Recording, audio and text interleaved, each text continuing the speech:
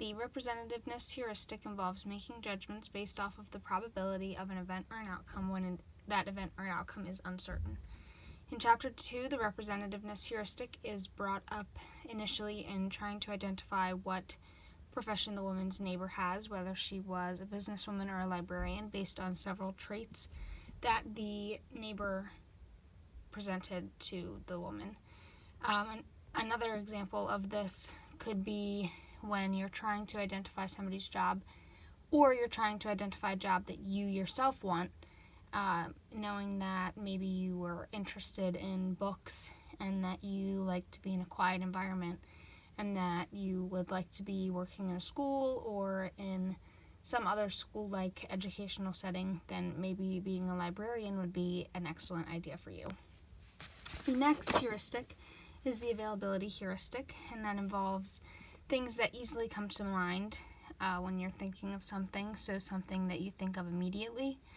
A common instance of this is when you're thinking of a potentially dangerous scenario. In the textbook, they talk about an airplane and how you always think that maybe your airplane will crash, or that you have a higher chance of being in a crash when you are in an airplane, when that is actually not true, because there is more evidence supporting that you are less safe in an airplane than when you're in a car.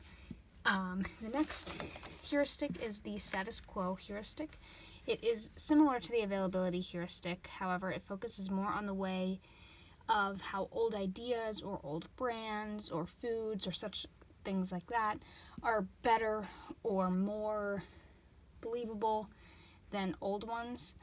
There is a lot of times this is used when testing psychological items such as chocolate or foods. When you are given something that has been around for a couple years, you're more likely to believe that that item is better than the newer item 3 years being out rather than 70 years.